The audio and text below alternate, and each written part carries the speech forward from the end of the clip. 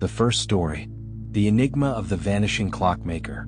In the autumn of 1887, a chill had settled over London, wrapping the city in a shroud of fog that clung to the cobblestones like a persistent specter.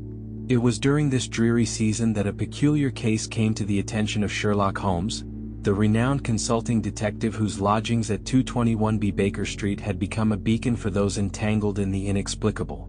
The matter began when a humble clockmaker named Elias Grayson vanished from his shop in Clerkenwell, leaving behind a trail of clues that defied ordinary explanation. Grayson's disappearance was first noted by his apprentice, a nervous youth who arrived one misty morning to find the shop door ajar and the workbench abandoned. The boy's account, relayed through a breathless constable, piqued Holmes's curiosity, for it was not merely the absence of the man that intrigued him, but the state in which the shop had been left. Tools lay scattered as if dropped mid-task, a half-finished clock ticked irregularly on the counter, and a single smudge of crimson stained the floorboards, a detail that suggested something more sinister than a sudden departure. Holmes, with his characteristic briskness, set out for Clerkenwell, his long coat billowing through the fog as he navigated the narrow streets. Upon arriving at Grayson's shop, he surveyed the scene with the precision of a scientist and the intuition of an artist. The room was small, cluttered with gears and pendulums, its air thick with the scent of oil and polished wood. The detective's sharp eyes darted from the workbench to the crimson smudge, which he knelt to examine. With a magnifying glass, he discerned it to be blood, though not fresh, its edges already darkening with age. Nearby, a faint trail of sawdust led to a back door, which opened onto an alley shrouded in mist. The irregularity of the ticking clock drew Holmes's attention next. He lifted the unfinished timepiece, a delicate contraption with exposed gears, and noted that its minute hand jerked erratically as though tampered with. A closer inspection revealed a tiny scrap of paper lodged within the mechanism, bearing the scrawled word midnight. To Holmes, this was no mere accident. It was a message deliberately placed by someone with intent. The question remained, was it Grayson's hand that had left it or another's? From the shop, Holmes followed the sawdust trail into the alley, where the fog swallowed all but the faintest outlines of the surrounding buildings. There, beneath a flickering gas lamp, he discovered a discarded glove, fine leather, monogrammed with the initials RT. The glove was damp, suggesting it had been dropped recently, yet its elegance stood in stark contrast to the gritty surroundings. Holmes pocketed the find, his mind already racing through possibilities, for the initials hinted at a person of means, someone unlikely to frequent such a place without purpose. The detective's investigation led him next to Grayson's modest lodgings, a room above a bakery 2 streets away. The landlady, a stout woman with flour-dusted hands, had seen nothing amiss, save that Grayson had not returned the previous night. Inside the room, Holmes found order disrupted. A chair overturned, a drawer half open, and a ledger missing several pages. Amid the disarray, a single photograph lay on the table, a faded image of Grayson beside a stern-looking man in a top hat, their faces framed by the intricate facade of St. Paul's Cathedral. The back bore no inscription, but the image stirred a flicker of recognition in Holmes's encyclopedic memory.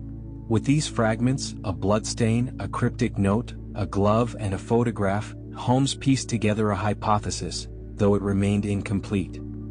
He returned to Baker Street, where the fire crackled in the hearth as he sank into his armchair, his pipe trailing curls of smoke into the lamplight.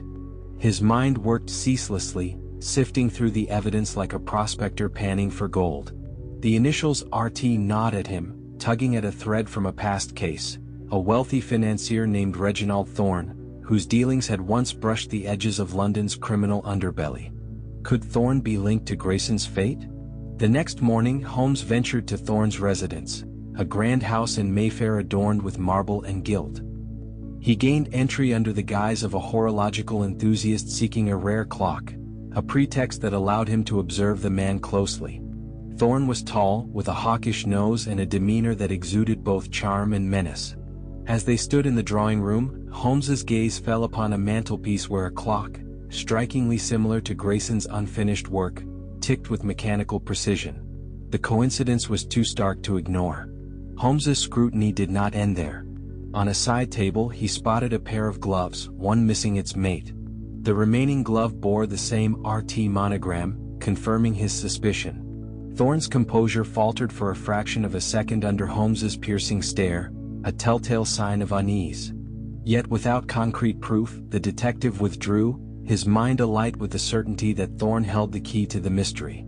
The breakthrough came that evening, when Holmes revisited Grayson's shop under the cover of darkness. He had deduced that midnight referred not to a time, but to a place, a derelict warehouse near the Thames known as Midnight Yard, a haunt for smugglers and thieves. There, amid the shadows of rotting timbers, he found Grayson, bound and gagged but alive, his wrists chafed from coarse rope. Beside him lay a crate of counterfeit coins, their edges gleaming faintly in the moonlight.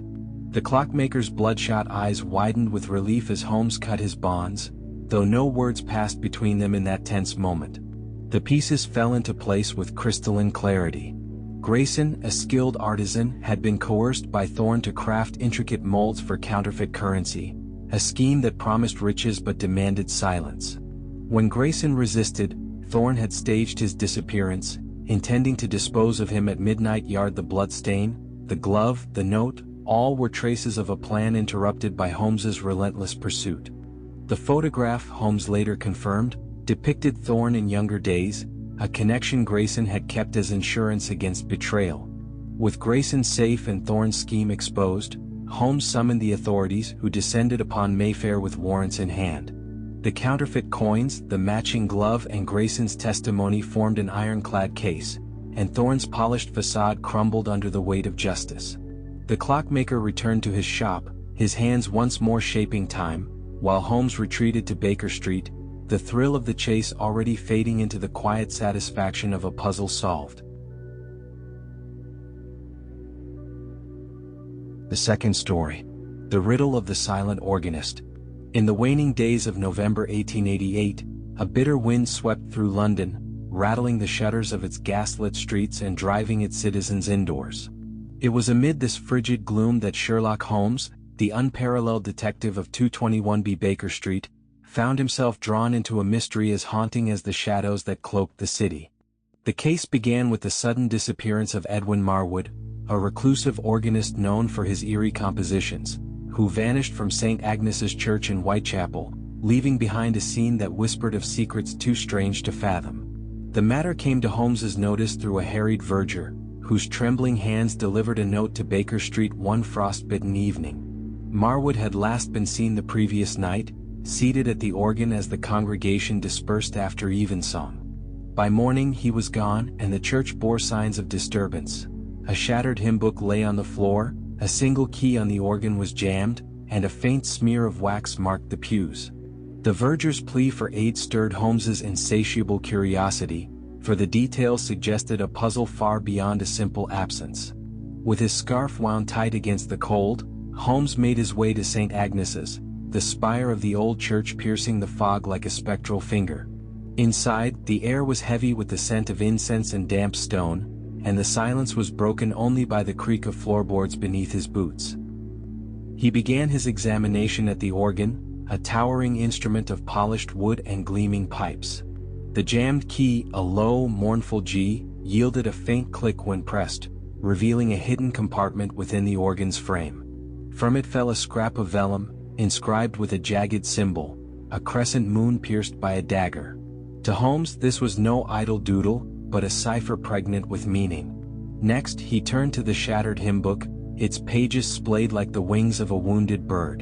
Amid the wreckage a single leaf stood out, its edges singed as though brushed by flame.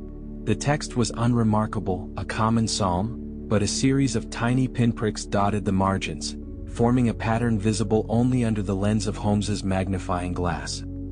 He traced the pricks with a steady hand, recognizing them as a rudimentary code, though its message eluded him for the moment. The wax smear on the pew, meanwhile, bore the imprint of a signet ring, its design too faint to discern but hinting at a person of distinction. Holmes's investigation led him beyond the church, into the labyrinthine alleys of Whitechapel, where the fog thickened and the gas lamps cast feeble halos. Near the churchyard gate he discovered a discarded matchbox, its label bearing the name The Crescent Tavern, a notorious den on the fringes of the East End. The matchbox was empty, its interior stained with a greasy residue that smelled faintly of opium. This find sharpened Holmes's focus, for it suggested a connection between the sacred and the profane, a thread he intended to unravel. The detective's next step took him to Marwood's lodgings, a cramped attic above a pawnbroker's shop. The room was a study in austerity, a narrow bed, a music stand cluttered with scores and a locked trunk beneath the window. Holmes pried the trunk open with a deft twist of his lockpick, revealing a trove of papers, letters, maps, and a journal penned in Marwood's spidery hand. The journal's final entry, dated the night of his disappearance, spoke of a reckoning at the Crescent, a phrase that echoed the symbol from the organ. Among the maps was one of London, with a circle drawn around an abandoned chapel near the docks, its spire long since crumbled into ruin. Armed with these clues, the symbol, the pinprick code, the matchbox, and the map, Holmes retreated to Baker Street, where the firelight danced across his angular features as he sank into deduction. He spread the hymnbook page before him, aligning the pinpricks with a grid of his own devising, and soon deciphered a chilling message: "The blade falls at dusk." The crescent and dagger symbol, he recalled, was an emblem once linked to a secretive guild of assassins disbanded decades prior, though whispers of its revival had reached his ears in recent years. The Crescent Tavern then was no mere coincidence, it was a nexus of danger. Holmes's pursuit led him to the tavern that night, its grimy windows aglow with the flicker of oil lamps. Disguised in a tattered coat and cap, he slipped inside, his senses alert to the haze of smoke and the murmur of rough voices. There, in a shadowed corner, he spotted a figure whose bearing betrayed wealth despite his plain attire.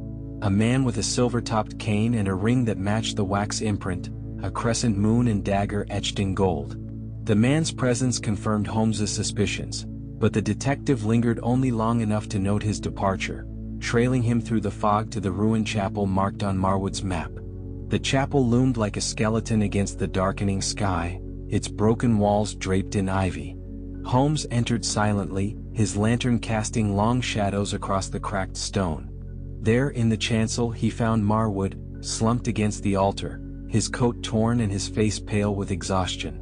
Beside him stood a brazier, its embers smoldering, and a dagger with a crescent hilt rested on the stone, a ritual interrupted. The organist's wrists bore rope marks, and a bruise darkened his temple, evidence of captivity rather than flight. The truth crystallized in Holmes's mind with the clarity of a struck bell. Marwood, a man of obscure genius, had stumbled upon the guild's resurgence while researching ancient musical codes for his compositions. The pinpricks in the hymn book were his attempt to warn of their plans, and the symbol in the organ was a desperate plea for aid. The guild, fearing exposure, had abducted him from the church, intending a ceremonial execution at dusk in the forsaken chapel. The matchbox and wax smear traced back to their leader, the man from the tavern, whose signet ring marked him as the mastermind. Holmes acted swiftly, binding Marwood's captor with cords from the altar cloth when the man returned, his cane raised in menace. The detective's superior agility prevailed, and the guild's leader was soon subdued, his plans thwarted by the very intellect he sought to silence. With Marwood freed and the evidence secured, the dagger, the journal, the map, Holmes summoned the yard, whose constables descended upon the chapel with lanterns blazing. The guild's remnants scattered into the night, but their heart was broken, their secrets laid bare. Marwood returned to St. Agnes's, his organ once more filling the church with mournful strains, while Holmes retreated to Baker Street, the glow of triumph tempered by the endless dance of mysteries yet to come.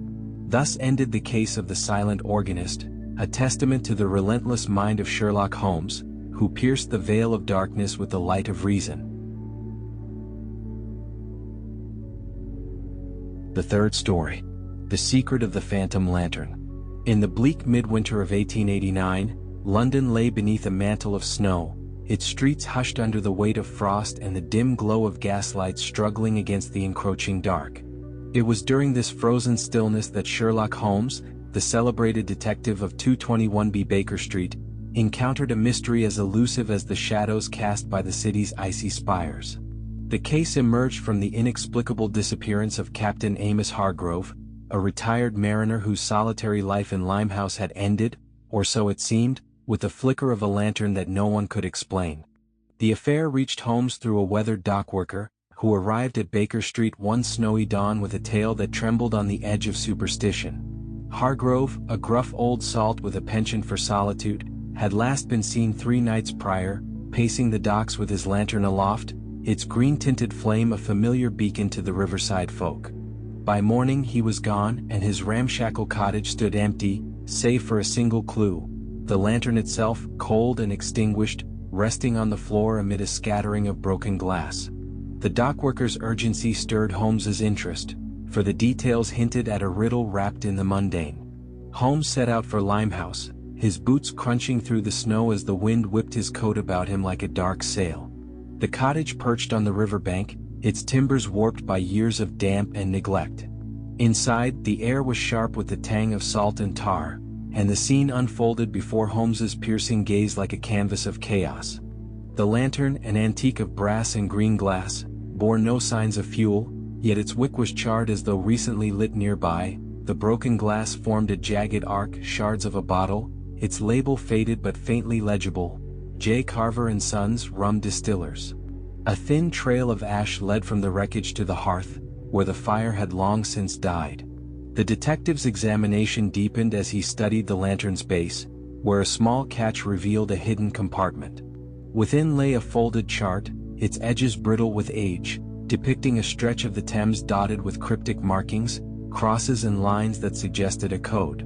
Holmes traced the chart's contours with a gloved finger, noting a circled point near Execution Dock, a grim relic of the river's piratical past. The ash trail meanwhile yielded a curious find, a single pearl, small but lustrous, glinting in the dim light like a tear shed by the sea. From the cottage, Holmes followed the river's edge, his lantern casting a pale glow across the snow-dusted wharves. Near the water, he discovered a set of footprints, deep and uneven as though made by a man in haste, leading to a derelict pier.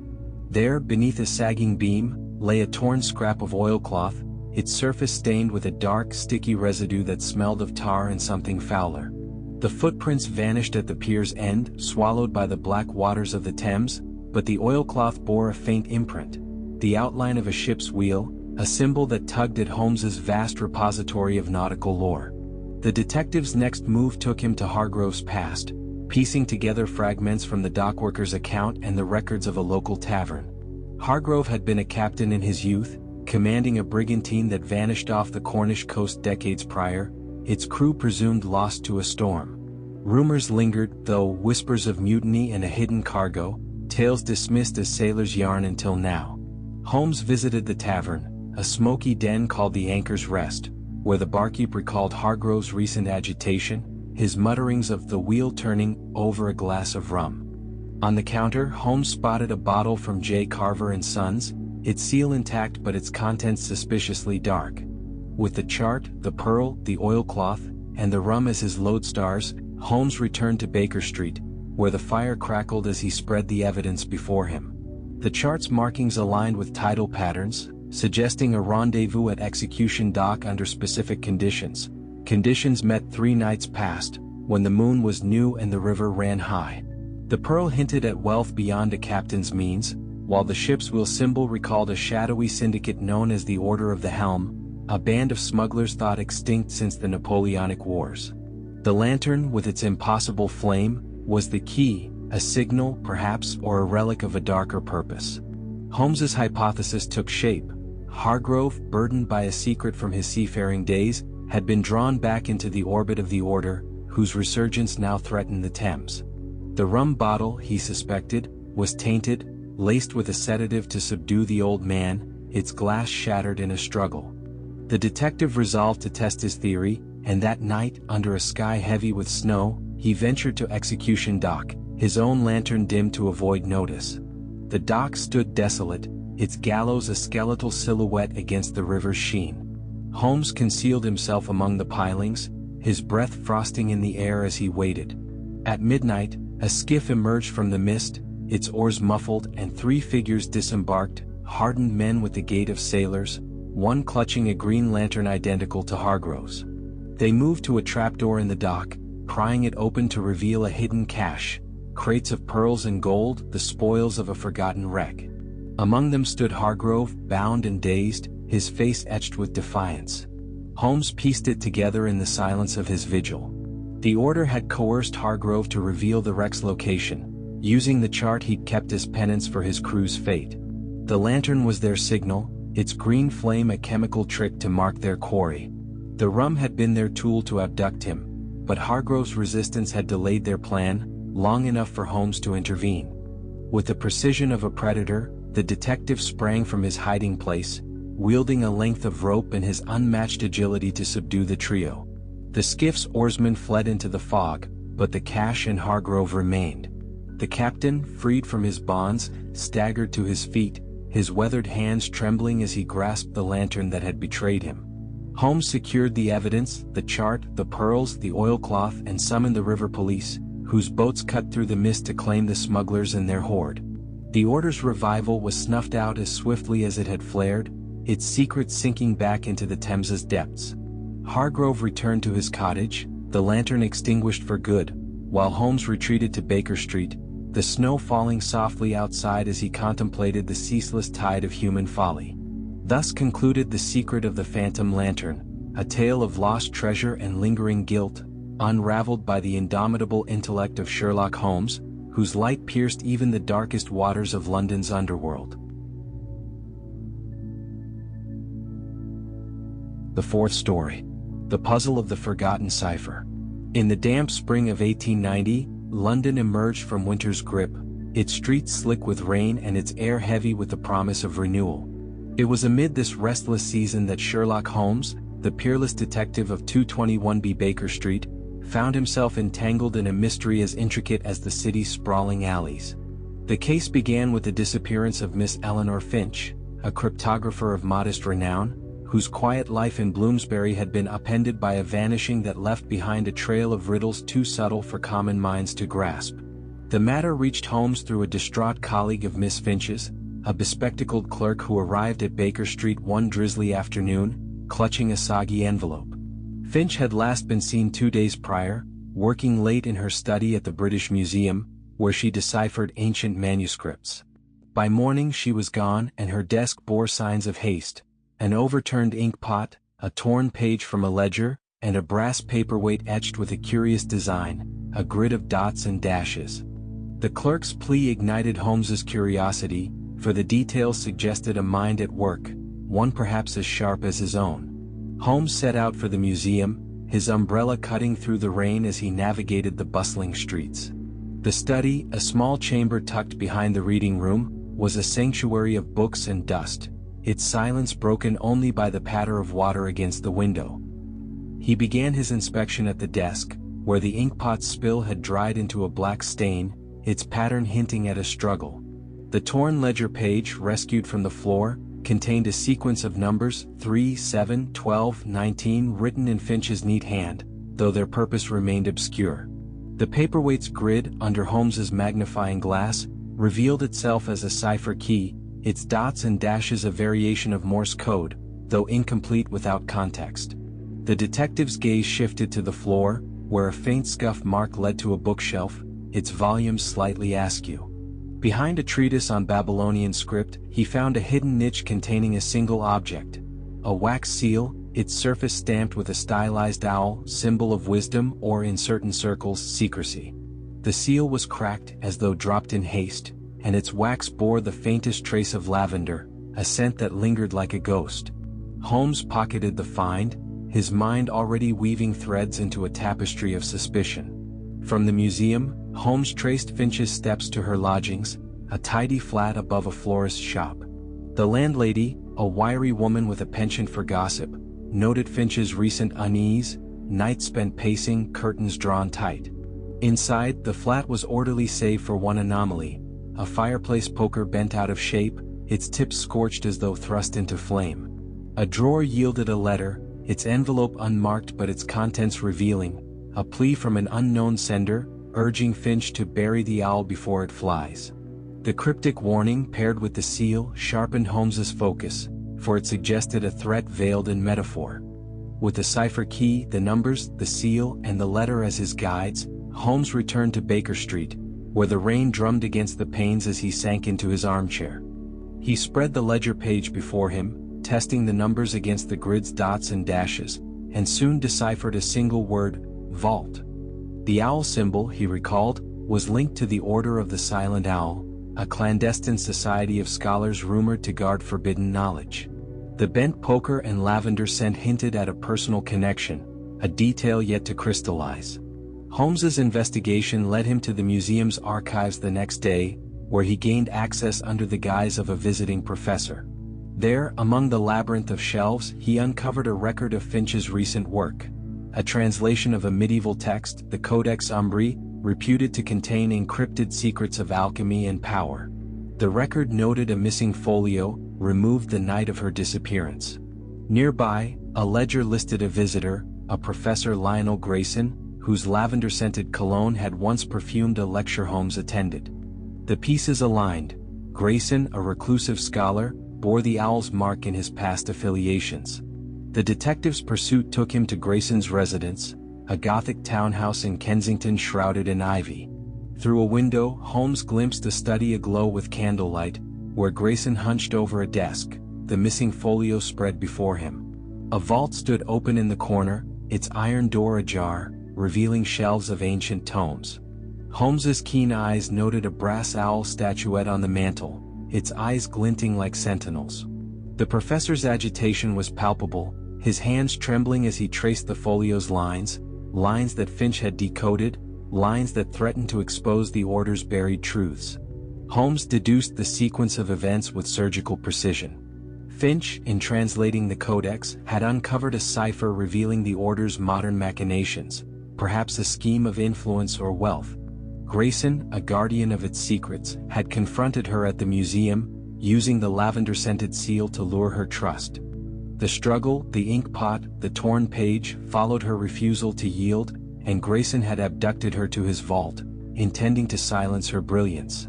The numbers were her final act of defiance, a clue to her fate. That night, Holmes infiltrated the townhouse, his lockpick silent as he breached the study door. There, in the vault's depths, he found Finch, bound but alive, her wrists chafed and her eyes fierce with resolve. Grayson, caught mid-ritual, burning the folio to ash, lunged with the bent poker, but Holmes's agility prevailed, disarming him with a deft twist. The vault's contents, texts, ciphers and relics, laid bare the Order's reach, a web Finch had nearly unraveled alone. With Grayson subdued and Finch freed, Holmes summoned the authorities, whose lanterns flooded the house as they seized the evidence. The Codex's secrets, though scorched, survived in Finch's memory, and the Order's shadow receded under the glare of justice. Finch returned to her work, her ciphers now a shield, while Holmes retreated to Baker Street, the rain easing as he savored the quiet triumph of intellect over intrigue. Thus ended the puzzle of the forgotten cipher, a testament to the relentless mind of Sherlock Holmes, who plucked truth from the jaws of obscurity with the precision of a master. The fifth story. The mystery of the shattered compass. In the sultry summer of 1891, London sweltered under a haze of heat, its cobblestones shimmering and its air thick with the drone of flies. It was during this oppressive season that Sherlock Holmes, the inimitable detective of 221B Baker Street, found himself drawn into a conundrum as tangled as the city's sun-baked streets. The case unfurled with the disappearance of Nathaniel Bryce, a cartographer of eccentric repute, whose cluttered workshop in Spitalfields had become the stage for a vanishing that defied the ordinary. The affair reached Holmes through a flustered apprentice, a wiry lad who stumbled into Baker Street one stifling morning, his shirt damp with sweat and his hands clutching a crumpled note. Bryce had last been seen the previous evening, hunched over his drafting table, his lantern casting long shadows across maps of uncharted lands. By dawn he was gone, and the workshop bore traces of disruption. A shattered compass lay on the floor, its glass splintered. A map was pinned to the wall with a dagger, and a smear of ochre dust streaked the threshold. The apprentice's urgency kindled Holmes's interest, for the scene suggested a narrative etched in violence and haste. Holmes ventured to Spitalfields, his straw hat shielding him from the sun as he threaded through the bustling markets. The workshop, a narrow room wedged between a butcher's and a pawnshop, reeked of ink and sweat, its chaos a stark contrast to the precision of Bryce's craft.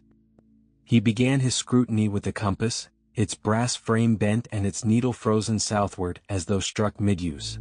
The glass shards glittered under his magnifying glass, revealing a faint scratch, a crude X, etched into one fragment. The map on the wall, a detailed rendering of the Sahara, bore the dagger's mark through a region labeled Oasis of Al-Qara, a name that stirred a flicker in Holmes's vast mental archive. The ochre dust intrigued him next. He knelt to examine it, noting its fine texture and earthy hue, distinct from London's soot. With a fingertip, he tested its grit, recognizing it as desert sand, likely carried from afar.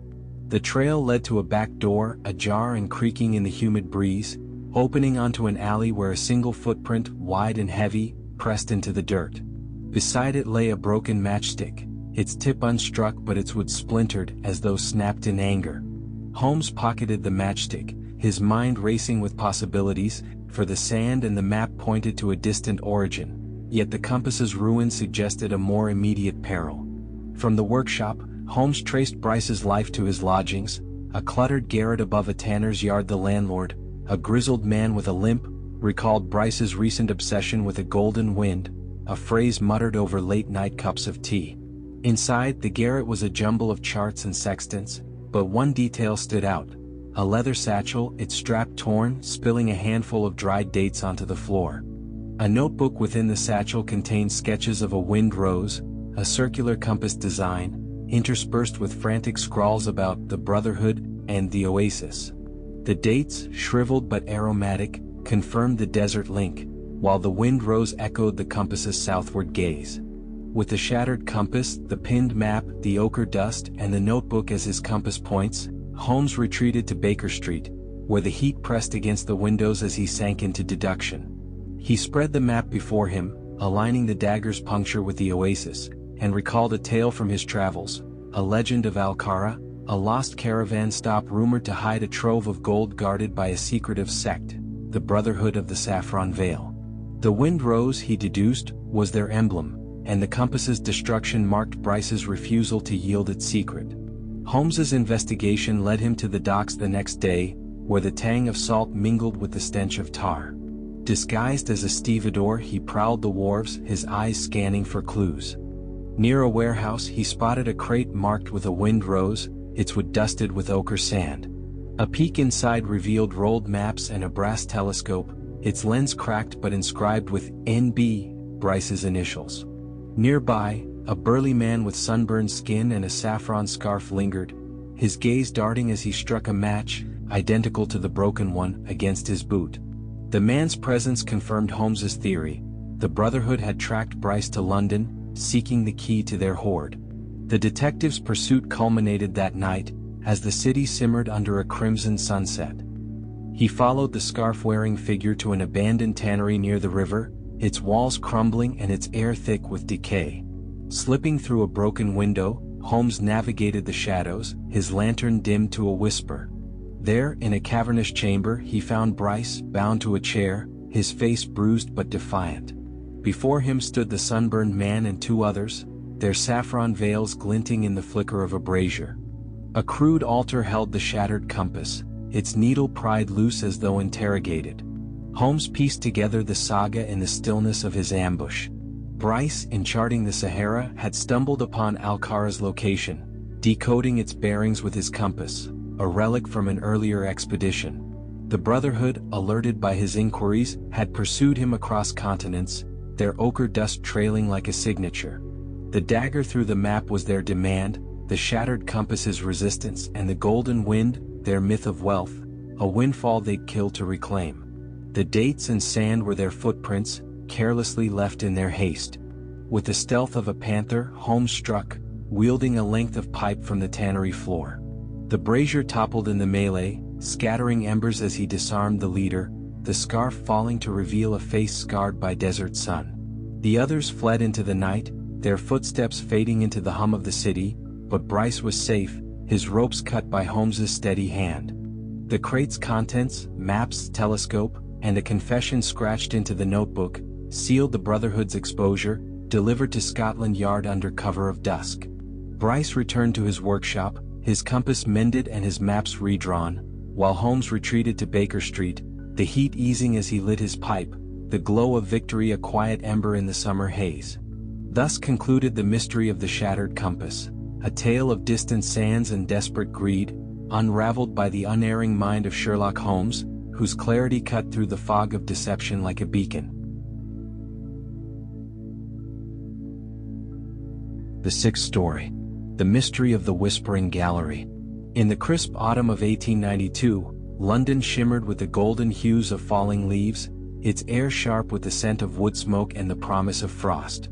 It was during this fleeting season that Sherlock Holmes, the unrivaled detective of 221B Baker Street, found himself ensnared in a mystery as elusive as the wind rustling through the city's ancient spires. The case began with the disappearance of Vincent Harrow, a reclusive acoustician, whose experiments in St. Paul's Cathedral had ceased abruptly, leaving behind a puzzle etched in sound and shadow. The matter reached Holmes through a nervous verger, who arrived at Baker Street one blustery morning, his cassock dusted with leaves and his hands clutching a folded paper. Harrow had last been seen 2 nights prior, perched in the Whispering Gallery, his instruments humming as he tested the dome's uncanny echoes. By dawn he was gone, and the gallery bore traces of his departure. A broken tuning fork lay on the stone ledge, a scrap of sheet music fluttered in the draught, and a faint chalk mark, a curved arrow, scarred the wall. The verger's plea sparked Holmes's curiosity, for the scene whispered of intent beyond a mere vanishing. Holmes set out for St. Paul's, his overcoat flapping as he ascended Ludgate Hill, the cathedral's dome a silent sentinel against the amber sky. The Whispering Gallery, a circular walkway high above the nave, hummed with the murmur of distant voices, its acoustics a marvel of design. He began his inspection with the tuning fork, its prongs bent and its base scratched with a tiny V, Harrow's initials. The break was fresh, its edges unweathered, suggesting a sudden force.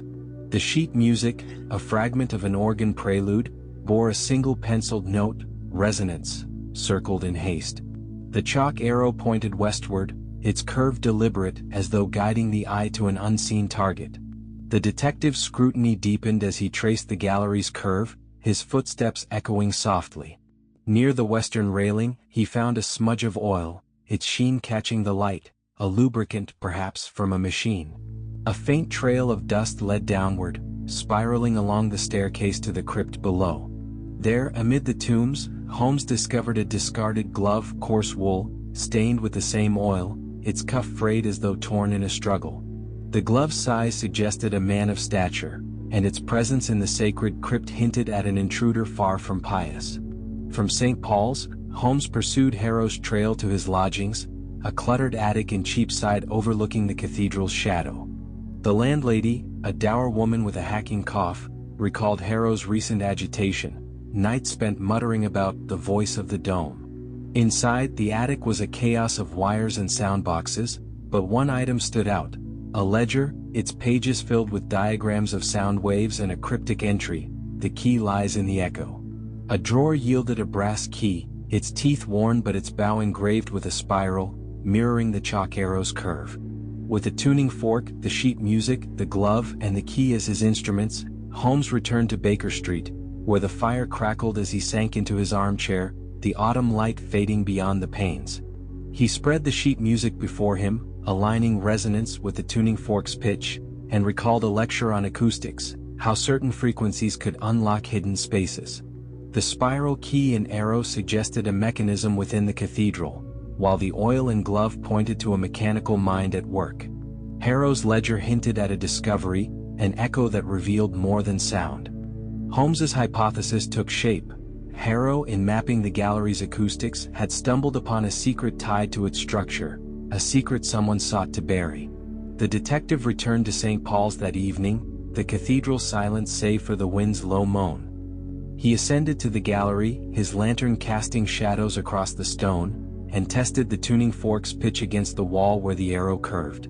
A faint vibration answered, and the spiral key, inserted into a near-invisible slot, turned with a click. A panel slid open, revealing a narrow passage descending into the dome's hollows. The passage twisted like a snail's shell, its walls damp and its air thick with the scent of oil. Holmes emerged in a concealed chamber, its ceiling a lattice of beams and its floor littered with tools. There stood Harrow, bound to a chair, his face gaunt but his eyes alight with defiance. Beside him loomed a hulking figure, oil-stained and gloved, hunched over a device, a crude phonograph, its horn poised to capture the gallery's echoes. A crate nearby held blueprints of St. Paul's, marked with annotations in Harrow's hand, detailing a resonance that could weaken the dome's supports, a weapon of sabotage. Holmes unraveled the enigma in the chamber's gloom. Harrow, an acoustician of genius, had discovered a frequency that amplified the gallery's echoes into a destructive force, a secret rooted in Wren's design.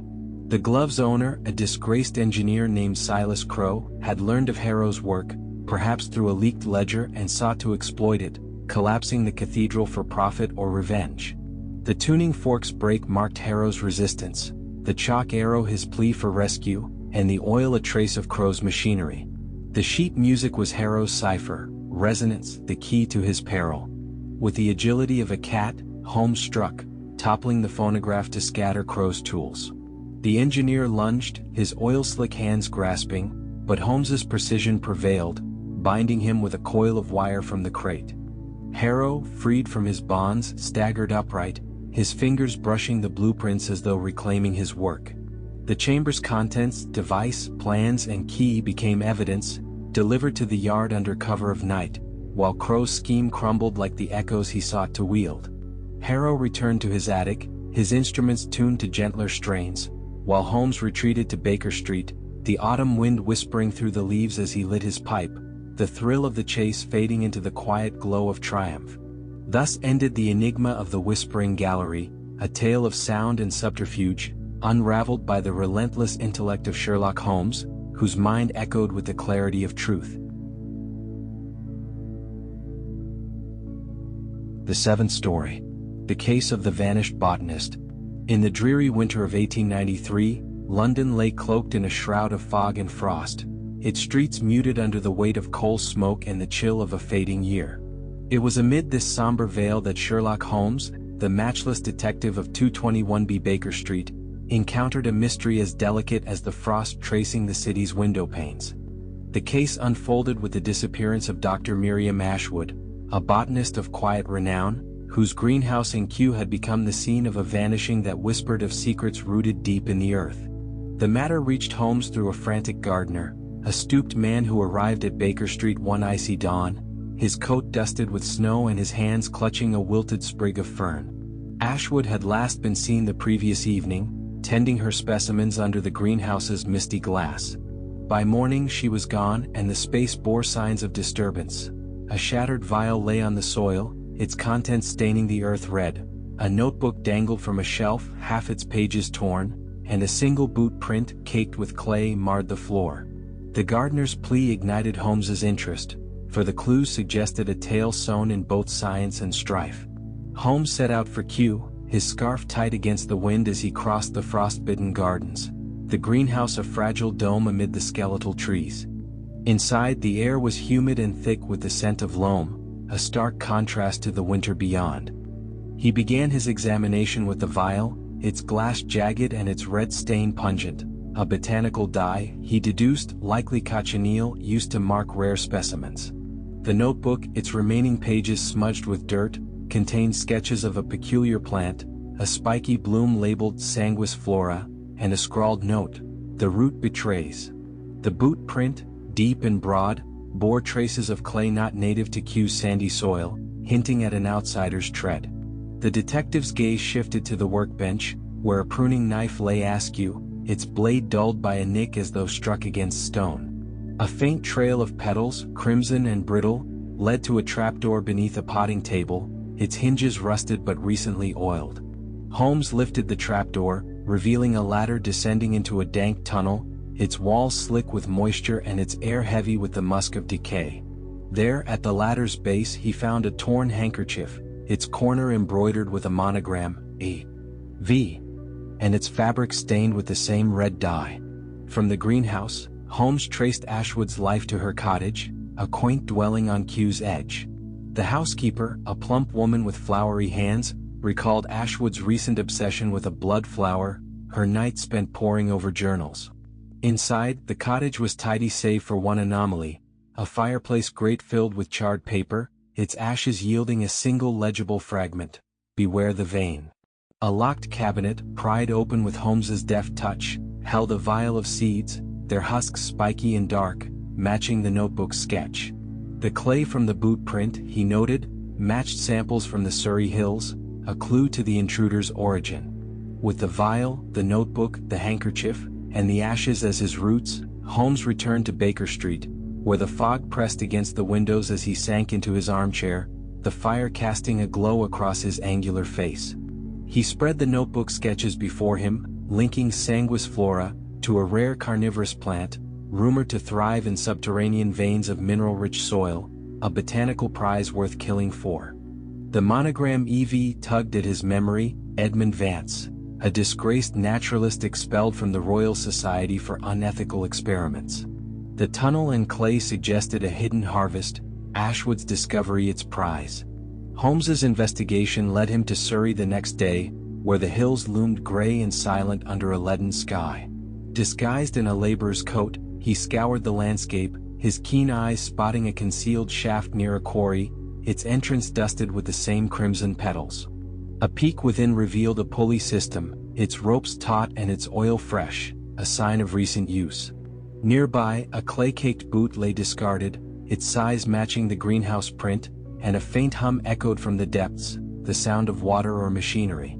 The shaft's edge bore a chalked symbol, a jagged vein mirroring Ashwood's warning. The detective's pursuit climaxed that night, as the fog thickened and the wind howled through the hills. He descended the shaft, his lantern a dim beacon in the gloom, and emerged in a cavern aglow with torchlight. There stood Ashwood, bound to a stalagmite, her hands stained red from the dye she'd spilled in defiance. Before her loomed Vance, his gaunt frame hunched over a patch of Sanguis flora, their spiky blooms thriving in a vein of crimson soil. A crate nearby held vials of extracted sap, blood-red and viscous, a botanical elixir of untold value. The hum came from a pump, drawing water to nourish the deadly crop. Holmes unraveled the plot in the cavern's shadows.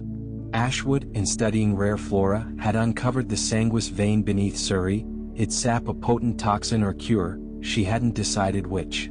Vance, alerted by her research, had tracked her to Kew, using the tunnel to abduct her and claim the harvest. The shattered vial marked her struggle, the notebook's torn pages her attempt to hide the truth, and the clay his careless trail. "The root betrays," was her warning, the vein his greed's undoing. With the stealth of a fox, Holmes struck, toppling the pump to flood the cavern floor. Vance lunged, his pruning knife flashing, but Holmes's agility prevailed, disarming him with a twist of the wrist. The botanist, freed from her bonds, staggered upright, her fingers brushing the blooms as though reclaiming her discovery. The cavern's contents, seeds, sap and Vance's tools became evidence, delivered to the yard under cover of mist, while the Sanguis flora withered in the deluge, its secrets drowned. Ashwood returned to her greenhouse, her specimens tended with renewed caution, while Holmes retreated to Baker Street, the fog lifting as he lit his pipe, the glow of triumph a quiet ember in the winter dusk. Thus ended the case of the vanished botanist, a tale of nature's bounty and man's avarice, unraveled by the unyielding mind of Sherlock Holmes, whose clarity pierced the earth's deepest veils. The final story. The Secret of the Clockwork Raven. In the blustery spring of 1894, London danced with the chaos of budding blossoms and sudden squalls, its streets alive with the clatter of hooves and the sigh of wet wind. It was amid this restless bloom that Sherlock Holmes, the peerless detective of 221B Baker Street, found himself ensnared in a mystery as intricate as the gears of a watchmaker's dream. The case emerged from the disappearance of Gideon Locke, an eccentric inventor, whose workshop in Shoreditch had become the stage for a vanishing that ticked with mechanical enigma. The affair reached Holmes through a trembling assistant, a spectacled youth who stumbled into Baker Street one stormy afternoon, his coat soaked and his hands clutching a brass feather. Locke had last been seen the previous night, tinkering in his workshop, the air alive with the whir of his latest creation. By morning he was gone and the room bore signs of disruption. A clockwork raven lay shattered on the floor, its wings splayed, A blueprint dangled from a peg, smudged with soot, and a single drop of oil glistened on the threshold. The assistant's plea stirred Holmes's curiosity, for the scene hummed with the precision of a machine gone awry. Holmes ventured to Shoreditch, his umbrella battling the gusts as he navigated the narrow lanes, the workshop a squat building wedged between a bakery and a gin shop.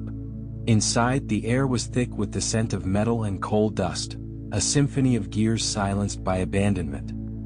He began his scrutiny with the clockwork raven, its brass body cracked and its beak frozen mid-cry. A tiny spring lodged in its chest bore a scratch, Jill, Locke's mark. The blueprint, a sketch of the raven in flight, carried a cryptic note in the margin. "The flight is the key," scrawled in haste. The oil drop, slick and black, trailed faintly to a trapdoor beneath a workbench, its hinges gleaming with fresh grease. The detective's inspection deepened as he lifted the trapdoor, revealing a ladder descending into a basement thick with shadows. There, amid a clutter of tools, he found a leather strap, its buckle bent and its surface stained with soot, a remnant of restraint or struggle. A faint hum pulsed from a corner where a half-finished device, a gearbox of intricate wheels, sat abandoned, its purpose unclear but its craftsmanship unmistakable. Holmes pocketed the strap, his mind whirring like the gears he'd uncovered, for the raven and the oil hinted at a mechanical secret worth concealing. From the workshop, Holmes traced Locke's life to his lodgings, a cluttered flat above a cobbler's shop. The landlady, a shrill woman with a squint, recalled Locke's recent mutterings about a bird to end all wars. His nights spent sketching by candlelight. Inside, the flat was a jumble of cogs and springs, but one detail stood out: a fireplace grate stuffed with charred papers, its ashes yielding a singed fragment. Seek the tower. A locked box, opened with Holmes's deft pick, held a vial of black powder, fine and volatile, a match for the soot on the blueprint. The powder, he recognized, was a rare explosive, its presence a spark in the mystery's machinery. With the raven, the blueprint, the strap, and the powder as his cogs, Holmes returned to Baker Street, where the rain lashed the windows as he sank into his armchair, the firelight dancing across his hawkish features. He spread the blueprint before him, linking "the flight is the key" to the raven's design, a marvel of engineering, perhaps a weapon disguised as art. The tower reference tugged at his memory, St. Stephen's Tower, home to Big Ben, a mechanical heart in London's breast. The explosive powder and gearbox suggested a sabotage plot, Locke's genius its unwilling engine. Holmes's investigation led him to the tower the next day, where the wind whipped the Thames into froth. Disguised as a maintenance worker, he ascended the clockworks, his keen eyes scanning the labyrinth of gears. Near the bell chamber he spotted a crate marked with a raven silhouette, its wood dusted with soot. A peek inside revealed a duplicate clockwork raven, its wings primed with the black powder, a bomb in avian form. Nearby, a burly man with oil-stained hands lingered, his coat bulging with tools, his gaze darting as he adjusted a fuse. The man's presence confirmed Holmes's theory. Locke's invention had been stolen, its maker silenced. The detective's pursuit peaked that night, as the city shimmered under a storm-cleared sky. He returned to the tower, slipping through the shadows to a maintenance shaft below the clock face. There, in a cramped chamber, he found Locke, bound to a beam, his face pale but his eyes fierce with resolve. Before him stood the oil-stained man and an accomplice, their tools poised over a third raven, its gears ticking toward detonation. A map on the wall marked St. Stephen's as the first of many targets, a chain of chaos to cripple the capital. Holmes unraveled the mechanism in the chamber's gloom. Locke, a visionary inventor, had crafted the raven as a demonstration of flight, its gears a marvel of peace. The soot-stained man, Jasper Crow, a munitions smuggler known to the Yard, had seized its potential, abducting Locke to weaponize it with the explosive powder. The shattered raven marked Locke's defiance, the blueprint his plea and the oil his captor's trail. The flight is the key was literal, the raven's wings held the trigger, a secret Crow meant to unleash. With the precision of a surgeon, Holmes struck, toppling the crate to scatter the raven's parts. Crow lunged, his wrench raised, but Holmes's agility prevailed, binding him with a leather strap from the basement. The accomplice fled into the night, his footsteps swallowed by the wind, But Locke was safe, his ropes cut by Holmes's steady hand. The chamber's contents, raven, powder and map, sealed Crow's fate, delivered to the yard under moonlit haste, while the tower's gears ticked on unmarred. Locke returned to his workshop, his ravens rebuilt for flight alone, while Holmes retreated to Baker Street, the spring breeze soft as he lit his pipe, the glow of victory a quiet whir in the season's hum. Thus ended The Secret of the Clockwork Raven, a tale of ingenuity and menace, unraveled by the relentless mind of Sherlock Holmes, whose intellect turned the gears of justice with unerring grace.